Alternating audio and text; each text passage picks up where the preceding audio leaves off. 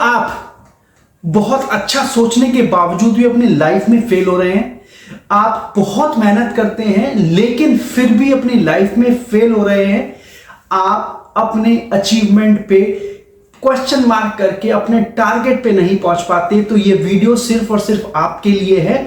Thumbnail में आपने देखा होगा कि कैसे जादूगर के थ्रू एक इंसान पॉजिटिवली मोटिवेटेड हो सकता है या अपने माइंड को इंपैक्ट कर सकता है। कुछ समय पहले एक मूवी आई थी 3 इडियट्स, उसके अंदर आमिर खान ने एक बात बोली थी अपने दोस्त शर्मन जोशी को डर से पैदा होने वाली नेगेटिविटी से। उसमें बेसिकली ये होता है कि वो 3 दोस्त होते हैं, 2 दोस्त कहीं ना कहीं अपने एक दोस्त जो कि माधवन होता है वो अपने करियर को चूज नहीं कर पाता सिर्फ इस डर से कि उसके पेरेंट्स उसको ये करने नहीं देंगे, और दूसरा जो शर्मन जोशी होता है वो अपने आप को इतना डिप्रेस कर लेता है कि उसको लगता है कि अगर मैं इसमें सक्सेसफुल नहीं हुआ तो मेरी फैमिली को कौन देखेगा। तो उस समय वो दोनों ही लोग अपने फ्यूचर की तरफ बहुत ज्यादा दिमाग लगाने लग जाते हैं। सो दोस्तों, मैं आपको आज इस वीडियो के माध्यम से ऐसी छोटी कहानी प्रस्तुत करूंगा और साथ ही साथ आपको बताऊंगा कि अपने लाइफ को कैसे इंपैक्ट कर सकते हैं।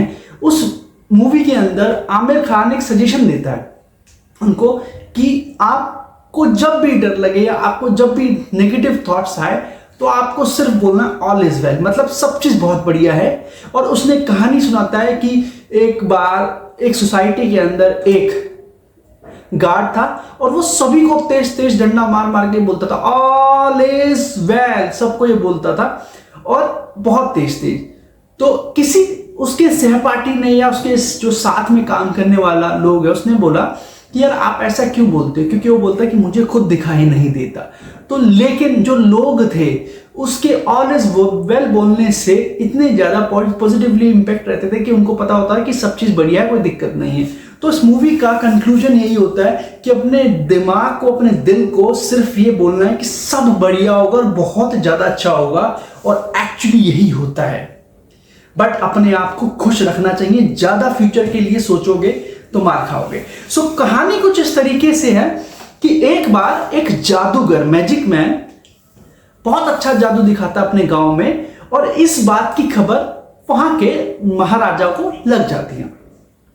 अब ये कहानी शुरुआत से ही इस मोड़ पे होती है कि जो राजा होता है उसके इस कारनामों को सुन करके उसको अपने दरबार में जादू दिखाने के लिए बोलता है, और जब ये बात उसको पता लगती है जो कि जादूगर होता है तो वो ये बोलता है कि चलो आज तो मौका है बहुत ज्यादा पैसा कमाने का, आज मजा आ जाएगा, मैं बहुत अच्छा जादू दिखाऊंगा और जितना पैसा मुझे कमाना है मैं उस राजा को बोलूंगा और वो मुझे दे देगा।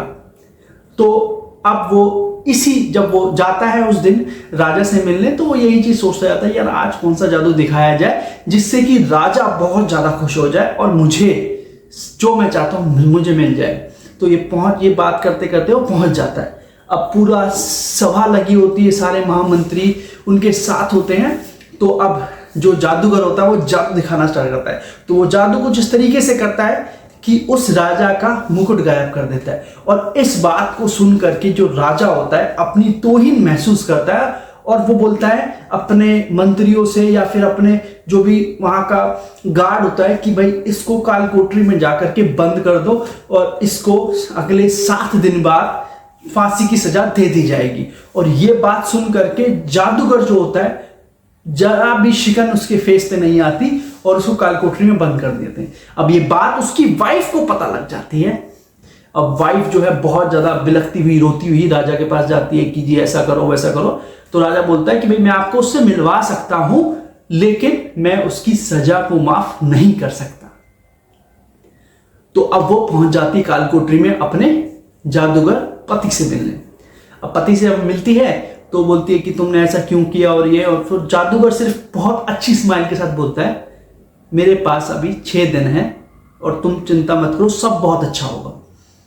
तो वो अगले दिन भी मिलने आती है, फिर वो बोलता है 5 दिन है, अगले दिन भी आती है, 4 दिन है, 3 दिन है, 2 दिन है। अब आ जाता है उसके फांसी वाला दिन, और उसके घर में, जादूगर में एक मातम सा छा जाता है कि आज राजा को आज उस जादूगर को सजा मिल जाएगी और वो चला जाएगा इस दुनिया को छोड़ करके। अब यही बात को अंजाम देने के लिए राजा पहुंच जाता है कालकोठरी। हाँ भाई, क्या हाल है आपके? तो इस तरीके से पूछता है उस जादूगर से। तो जादूगर बोलता है कि मैं बहुत ज्यादा परेशान हूं। तो अब राजा ये सोचता है कि हाँ यार, फांसी होनी है तो परेशान तो होगा, तो तूने फिर उस दिन मेरा मुकुट क्यों गायब किया था? राजा साहब, मैं इसलिए परेशान नहीं हूं कि मैंने आपका मुकुट गायब किया था या मेरे को फांसी होने वाली है, मैं मर जाऊंगा। नहीं, मुझे सिर्फ इस चीज की टेंशन है कि जिस काम को मैं करने जा रहा था, जो कि 1 साल में कंप्लीट होना था, उसके बेसिस पे मेरी लाइफ जो है एक बहुत बड़े एक्सपेरिमेंट को खो देगी। जब मैं यहां से चला जाऊंगा, मर जाऊंगा, तो वो नहीं हो सकेगा पूरा। तो राजा बहुत उत्सुकता से पूछता है कि ऐसा क्या करने जा रहा था? तो वो जादूगर बोलता है कि मैं एक उड़ने वाला घोड़ा बना रहा था। अब ये बात राजा को दिमाग को स्ट्राइक कर जाती है। राजा ये सोचता है कि अगर इसने घोड़ा बना दिया और वो मुझे मिल गया तो मैं अपने आसपास के देशों को तो ऐसे ही मार दूंगा। तो वो बोलता है कि आज तुम्हारी फांसी को रोक दिया जाता है और तुम्हें 1 साल का समय दे दिया जाता है। अगर तुमने वो घोड़ा बना करके मुझे दे दिया तो मैं तुम्हारी फांसी की सजा माफ कर दूंगा, और अगर नहीं दे पाए तो अपनी फांसी के लिए तैयार रहना। और ये बात बोल करके जादूगर अपने घर चला जाता है। जब घर में पहुंचता है तो वहां पे देखता है कि भाई सब मातम वाला माहौल था कि भाई अब जादूगर की डेड बॉडी आएगी और जो भी रिचुअल्स होंगे वो कंप्लीट होंगे। लेकिन जब उसको जिंदा देखते हैं, उसकी वाइफ उसको जिंदा देखती है, तो वो आश्चर्यचकित हो जाती है कि यार ये कैसे हो गया। तो जादूगर बोलता है कि मैं भी समझाता हूँ। सारे जो भी मेहमान थे वो सब चले जाते हैं, जो भी आते हैं उस टाइम पे। तो जादूगर अपनी वाइफ को बताता है कि मैंने राजा को बोला कि मैं 1 साल में उसको उड़ने वाला घोड़ा बनाऊंगा और उसको बना करके दे दूंगा और वो जीत जाएगा। तो उसकी वाइफ बोलती कि तुमने फिर झूठ बोला और तुम 1 साल के बाद, मतलब तुम उसको गलत चीज बोल के आ रहे हो और वो 1 साल बाद तुम्हें फिर मार देगा। तो वो अपनी वाइफ को फिर मुस्कुराते बोलता है मेरे पास अभी 1 साल है, जीने दो, जैसा भी चल रहा है, कल का मत सोचो। और 6 महीने बाद उस राजा की मृत्यु हो जाती है।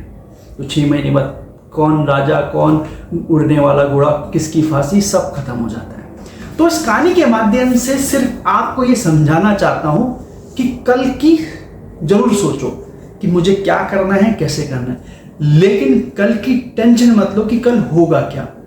कल कुछ भी हो सकता है। अपने आप में बस इतना कॉन्फिडेंट रखो, या अपने आप को इतना कॉन्फिडेंट रखो कि लाइफ में जो भी होगा और बहुत ज्यादा अच्छा होगा। सो इस कहानी के साथ मैं आपसे इजाजत लेता हूं। सो मैं इस कहानी के एंड में आपको सिर्फ यही बोलना चाहता हूं कि आपको ये चैनल कैसा लगा हो, प्लीज इसको सब्सक्राइब कीजिए और अपने लोगों में इसको फॉरवर्ड कीजिए ताकि वो भी इन कहानियों को, मोटिवेशनल स्पीचेस को सुन सकें और फैक्ट्स जो मैं बताता हूं अपनी वीडियो में वो देख सकें। सो मिलते हैं अपनी नेक्स्ट वीडियो में। Thank you so much.